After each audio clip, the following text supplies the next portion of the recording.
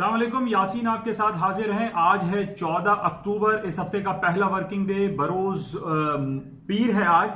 और जैसे कि मैंने काफ़ी दिनों से आपसे ये बयान कर रहा हूँ कि आज की तारीख हमारे लिए बहुत अहमियत का हामिल है।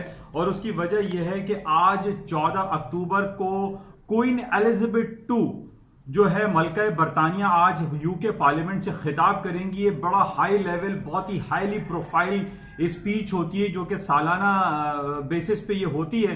और इसकी अहमियत आज इस वजह से बहुत ज़्यादा कंसिडर की जा रही है क्योंकि पिछले 2-3 सालों से, तकरीबन 2 साल से हम ये जो ब्रेक्जिट के हवाले से बहुत ज़्यादा बातें सुन रहे हैं। और पिछले जो 2 महीने पहले जब नए वजीर आजम मिस्टर बोरिस जॉनसन साहब जब आए और उन्होंने ये कहा कि मैं ब्रेक्जिट कराऊंगा और जो 46 ईयर्स ऑफ जो ताल्लुक है यूरोपियन यूनियन के साथ बरतानिया का, उसको मैं खत्म करा दूंगा। इस हवाले से पिछले दिनों हमने ये भी देखा कि बोरिस जॉनसन साहब ने, कह सकते हैं कि अपनी लाइन को क्रॉस किया था उन्होंने। जिस तरीके से हम आजकल प्रेसिडेंट ट्रंप की बातें सुन रहे हैं कि यूक्रेन के हवाले से उन्होंने अपनी लाइन क्रॉस की है, इसी तरीके से बोरिस जॉनसन साहब ने भी अपनी लाइन को क्रॉस करते हुए पिछले दिनों यानी पिछले महीने उन्होंने यूके पार्लियामेंट को अनलॉफुली, गैर कानूनी तौर पर सस्पेंड कर दिया था ताकि कोई ऐसा बिल पास ना हो सके और वो ब्रेक्जिट का अमल जो है वो बाय हुक और बाय क्रुक हो जाए। अच्छा, इस हवाले से फिर स्कॉटलैंड की हाई कोर्ट ने उनके खिलाफ फैसला दिया, फिर यूके पार्लियामेंट ने उनके खिलाफ फैसला दिया कि जनाब बोरिस जॉनसन साहब ने अपनी लाइन को क्रॉस करते हुए ये गलत काम किया और जो उन्होंने यूके पार्लियामेंट को जो सस्पेंड किया था वो गलत था, गैर कानूनी था और उसको कलअदम करार दिया गया later on supreme court of UK की। और इसके अलावा जो स्कॉटलैंड की जो कोर्ट थी उसने भी इसको कलअदम करार दे दिया गया था, गैर कानूनी करार दिया था। और ये बातें भी सुनने में आ रही थी कि जनाब बोरिस जॉनसन के खिलाफ कोई कार्रवाई हो सकती है, उनसे रिजाइन तलब किया जा सकता है क्योंकि उन्होंने क्वीन को मिसगाइड करने की कोशिश की ब्रेक्जिट के हवाले से। इस हवाले से आज का दिन बहुत इंपॉर्टेंट है। अभी पाकिस्तानी वक्त के मुताबिक दोपहर 3:15 बजे उनकी स्पीच शुरू हो जाएगी और ये स्पीच बहुत ही high profile, high delegated, highly honoured जो है वो ये स्पीच होगी। और इसमें हमें ये चेक करना पड़ेगा कि क्वीन एलिजाबेथ ब्रेक्जिट के हवाले से क्या बयान देती हैं और इंटरनेशनली जो डिफरेंट मसाइल इस वक्त दुनिया को दरपेश हैं उसके हवाले से उनकी तरफ से कोई कमेंट आता है या नहीं आता। जिस तरीके से हम ये देख रहे हैं अरब वर्ल्ड में जो प्रॉब्लम है या कश्मीर का जो इशू चल रहा है, फिर हांगकांग का जो एक बहुत जरा सीरियस मैटर चल रहा है, इस हवाले से भी हमें चेक करना पड़ेगा क्या आया क्वीन एलिजाबेथ इस हवाले से कोई बयान देती हैं या नहीं। लेकिन आज सबसे इंपॉर्टेंट हमारे लिए यही होगा कि आज सारा दिन क्वीन एलिजाबेथ की बातें चलेंगी, उनकी होने वाली स्पीच के बारे में लोग कमेंट्स करेंगे क्योंकि आज इंपॉर्टेंट इस वजह से भी ज्यादा होगी क्योंकि आज अमेरिका की, कनाडा की मार्केटें बंद रहेंगी। कनाडा में थैंक्सगिविंग डे हॉलिडे है और अमेरिका में कोलंबस डे हॉलिडे के हवाले से वहां पे बैंक हॉलिडे है, मार्केटें बंद रहेंगी, मार्केट में वॉल्यूम कम रहेगा। लेकिन आज सारा दिन जो सबसे ज्यादा जो कोर इशू है, कोर पॉइंट है, जो कोर स्पीच है वो क्वीन एलिजाबेथ की है जिसको बहुत ज्यादा मीडिया जो है हाईलाइट कर रहा है और बहुत ज्यादा इसको प्रमोशन मिल रही है। बहरहाल ये तो हम जानते हैं कि क्वीन की जो एक रिस्पेक्ट है, जो ऑनर्ड है, वो इस वक्त पूरी दुनिया में हम ये कह सकते हैं कि वो सबसे ज्यादा है और उनको बहुत ज्यादा रिस्पेक्ट दी जाती है। और इसी वजह से बोरिस जॉनसन के खिलाफ ये बहुत ज्यादा बातें हो रही थी कि जनाब उन्होंने अपनी लाइन को क्रॉस किया और क्वीन एलिजाबेथ को मिसगाइड करने की कोशिश की। बहरहाल इस हवाले से हम इसको चेक करेंगे। अभी से तकरीबन 3 घंटे रह गए उनकी स्पीच शुरू होने में, लेकिन इसका सारा जितना भी मीडिया है उसको बहुत ज्यादा कवरेज दे रहा है। अच्छा, दूसरी तरफ हम जो आज भी अमेरिका की स्टॉक मार्केट हम देख रहे हैं निस्बतन पॉजिटिव साइड पर है, प्लस है, मार्केटें खुली हुई हैं, इलेक्ट्रॉनिक मार्केट चल रही है, यूरोप की मार्केट खुली रहेगी, सुबह एशिया की मार्केट खुली हुई थी, लेकिन शाम में कनाडा और अमेरिका की मार्केटें बंद रहेंगी और इसी वजह से स्क्रीन भी आज जल्दी क्लोज हो जाएगी।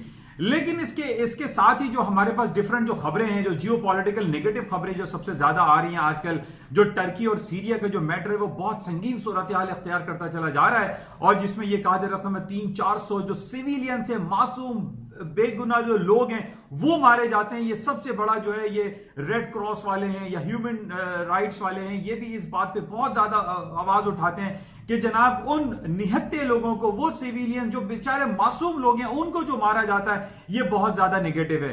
अच्छा, अब इस वजह से हम ये देख रहे हैं कि जो टर्की और सीरिया के जो बॉर्डर है वहां बहुत ज्यादा टेंस हालात चल रहे हैं और बहुत ज्यादा लोगों को, सिविलियंस को मारा जा रहा है, इवैक्यूएशन हो रही है, लोग वहां से नकल मकानी कर रहे हैं। जिसकी वजह से एक नेगेटिव इंपैक्ट पाया जाता है। जैसे मैंने आपसे पहले भी ये कहा था कि जब भी हम गल्फ स्टेट में ले लें, कश्मीर ले लें या हांगकांग के इशू को ले लें, इन बेसिस को जब हम कंसिडर करते हैं तो अक्रॉस दी बोर्ड हम ये देखते हैं कि गोल्ड, सिल्वर, पैलेडियम, प्लैटिनम और इवन जो एनर्जी सेक्टर में crude oil and Brent oil की कीमतों में इजाफा होता है। पिछले दिनों भी हमने ये देखा कि ईरान के एक बहरी जहाज पे अटैक किया गया। अभी तक ये पता नहीं चल रहा कि ये अटैक किसने किया या किसने करवाया। जाहिर है ईरान और सऊदी अरब के दरमियान जो इतना ज्यादा टेंस हालात चल रहे हैं, ईरान डायरेक्टली हमेशा ये इल्जाम लगाता है कि ये सऊदी अरब ने करवाया या अल्टीमेटली उसके पीछे अमेरिका शामिल है। तो अब ये टेंस हालात की वजह से हम ये देख रहे हैं तेल की कीमतें तकरीबन $55 पिछले हफ्ते हो गई थी, लेकिन आज कंपैरेटिवली थोड़ा सा मार्केट डाउन है, 54.20 पे मार्केट चल रही है। उसकी वजह हम ये कह सकते हैं कि आज वॉल्यूम मार्केट में कम है। अमेरिका और कनाडा बंद रहेंगे, सुबह जापान की मार्केटें बंद थी, आज मार्केट में वॉल्यूम निस्बतन कम है। अच्छा, पिछले हफ्ते मैंने आपको बड़ा इंपॉर्टेंट टेक्निकल लेवल दिया था ब्रिटिश पाउंड का कि उसको सेल करना चाहिए। मार्केट ने 2706 या 07 का हाई किया था, 2710 का हाई किया था। मैंने आपको ये कहा था कि यहां पे शॉर्ट सेलिंग करनी चाहिए और तकरीबन वहां से मार्केट 150 पॉइंट डिक्लाइन हो गई है, गिर गई है। टेक्निकल ग्राउंड पे जिस तरीके से मैं कभी कभार आपको एक ट्रेड रिकमेंडेशन देता हूं वो सिर्फ इस बेसिस पर होती है ऑन टेक्निकल ग्राउंड के जनाब ये ग्राफ जो 200 मूविंग एवरेजेस है या 100 डेज मूविंग एवरेज है, ये बड़ी इंपॉर्टेंस रखता है। और यही हुआ कि 2710 के बाद मार्केट आज 2550 का लो कर गई और मार्केट लोअर साइड पे। बहरहाल आज क्वीन एलिजाबेथ की जो स्पीच है वो बड़ी इंपॉर्टेंस इख्तियार कर चुकी है और खास तौर पे जो ब्रेक्सिट के हवाले से जो सिलसिला है उसको हमें देखना पड़ेगा। आज स्टर्लिंग की मार्केट जो 150 पॉइंट नीचे आई है उसकी वजह हम ये कह सकते हैं, आज डॉन में बड़ा इंपॉर्टेंट आर्टिकल छपा हुआ है जिसकी हेडिंग में पढ़ देता हूं, Johnson placed on Brexit breakthrough hopes. वो अपनी होप्स खोते चले जा रहे हैं क्योंकि जिस तरीके से यूरोपियन यूनियन और ब्रेक्सिट के दरमियान और यूके के जो प्राइम मिनिस्टर ने बोरिस जॉनसन के दरमियान जो मामला तय हो रहे हैं वो इतने खूबसूरती से सेटल डाउन नहीं हो पा रहे हैं। हालांकि पिछले हफ्ते ये खबर आई थी जब 2710 का स्टर्लिंग ने हाई किया था कि जनाब वो आयरलैंड का जो इनका बॉर्डर प्रॉब्लम है, आयरलैंड और यूके का जो बरतानिया का जो सिलसिला है आयरलैंड का, उनमें जो है वो मफाहमत हो गई है। पिछले हफ्ते ये खबर आ गई कि जनाब सेटलमेंट हो गई है, लेकिन आज हमारे पास ये खबर आ रही है कि आयरलैंड के जो प्राइम मिनिस्टर हैं और बोरिस जॉनसन के दरमियान वो मफाहमती पॉलिसी जो है वो इतनी कारगर नहीं है, इतनी पॉजिटिव नहीं है, जिसकी वजह से आज हम देख रहे हैं स्टर्लिंग की मार्केट डाउन हो रही है। अब इनकी तरफ से ये बयान आ जाना कि जनाब ब्रेक्सिट का जो ब्रेक थ्रू है वो होता हुआ दिखाई नहीं दे रहा। इट माइट पॉसिबल कि ये हो सकता है कि 31 अक्टूबर यानी 15 दिन रह गए, 15 दिन के अंदर 3-4 चीजें हो सकती हैं। या तो ये 15 दिन के अंदर अभी जुमेरात और जुमे को इनका जो यूके पार्लियामेंट का इजलास है उसके अंदर एक बिल ला सकते हैं जिसमें 31 अक्टूबर की डेट को डिले किया जा सकता है। 3 से 6 महीने का जो है वो डिले मांग सकते हैं, वो रिक्वेस्ट कह सकते हैं ब्रसल्स को या यूरोपियन यूनियन के बड़ों को कि जनाब उनको एक्सटेंशन दी जाए। लेकिन जब हम ये भी जानते हैं कि जब बोरिस जॉनसन साहब आए थे उन्होंने बड़ा 30 मार खां बने हुए थे, उन्होंने कहा था कि मैं एक्सटेंशन भी नहीं लूंगा, मैं 1 हफ्ते की भी एक्सटेंशन नहीं लूंगा और बाय हुक और बाय क्रूक जो है वो ब्रेक्सिट हो जाएगा।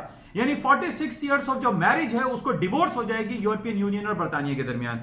तो लेकिन यहां पर आज हम ये देख रहे हैं कि टेक्निकल ग्राउंड पे 2710 का लेवल था, वहां से मार्केट 150 पॉइंट नीचे आ गई और उसकी वजह यह है कि बरतानिया और आयरलैंड के दरमियान कोई सेटलमेंट नहीं हो पा रहा है। इसी तरीके से हम जो नेगेटिव खबरें सुन रहे हैं वो यूरोपियन यूनियन के जो हेड हैं उन्होंने ये बयान दिया है कि जनाब ये बरतानिया की तरफ से उठाया जाने वाला ये ब्रेक्सिट का जो इश्यू है ये ऐसा कॉम्प्लिकेटेड रिडल है, ऐसी पहेली है जो आज 3-4 साल गुजर गए ये हल नहीं हो पा रही है और ये भी पता नहीं है कि 31 अक्टूबर को ये सेटल डाउन होगा या नहीं होगा।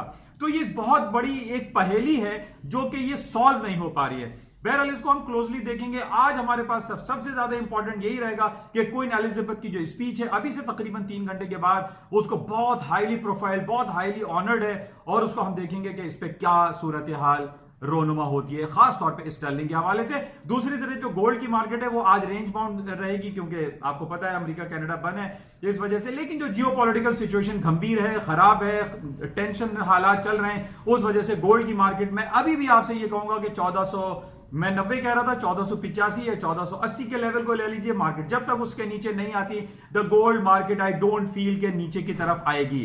गोल्ड की कीमतें मजीद ऊपर की तरफ जा सकती हैं, तेल की कीमतों में बहुत पोटेंशियल दिखाई देता है। जब भी हमने ये देखा है अमेरिका की तरफ से या ईरान और सऊदी अरब के माबैन जो भी तल्ख सिलसिले चलते हैं, खासतौर पे जो ऑयल टैंकर्स पे अटैक्स की सूरत हाल दिखाई दे रही है, टर्की और सीरिया के दरमियान बहुत टेंस हालात पैदा होते चले जा रहे हैं। तो इन हालात को मद्देनजर रखते हुए और इसी की वजह से हम ये देख सकते हैं कि इनकी कीमतों में फिलहाल कमी दिखाई नहीं देती। बहरहाल इसको मजीद हम चेक करेंगे। अभी से 3 घंटे के बाद क्वीन एलिजाबेथ की स्पीच को सुनेंगे और देखेंगे कि उनकी तरफ से क्या कमेंट्स आते हैं और मजीद जो खबरें होंगी उसको हम चेक में रखेंगे। इंशाल्लाह राब्ते में रहते हैं। जाते हुए मैं आपसे फिर जरूर कहूंगा कि इस यूट्यूब चैनल के जो उर्दू और सहल अंदाज में, इसको आप सब्सक्राइब जरूर करें। अक्सर लोग मैं देख रहा हूं वो व्यू कर रहे हैं, लेकिन सब्सक्रिप्शन इस वजह से नहीं हो पा रही है कि उनकी गूगल आईडी बनी हुई नहीं है। मैं आपसे रिक्वेस्ट करूंगा कि आप अपनी गूगल आईडी बना लें ताकि मेरी जितनी भी डेली अपलोड्स होती हैं जो मार्केट के हवाले से बहुत ज्यादा इंपॉर्टेंस रखती हैं, आपको छोटा सा क्लू अगर मिल जाए कि मार्केट में क्या होने वाला है, तो मेरी ये स्पीच आपके लिए बहुत ज्यादा कारामद साबित हो सकती है। तो मैं इसलिए आपसे ये कहूंगा कि अपनी गूगल आईडी बनाइए और इस यूट्यूब चैनल को सब्सक्राइब जरूर कीजिए। Thank you.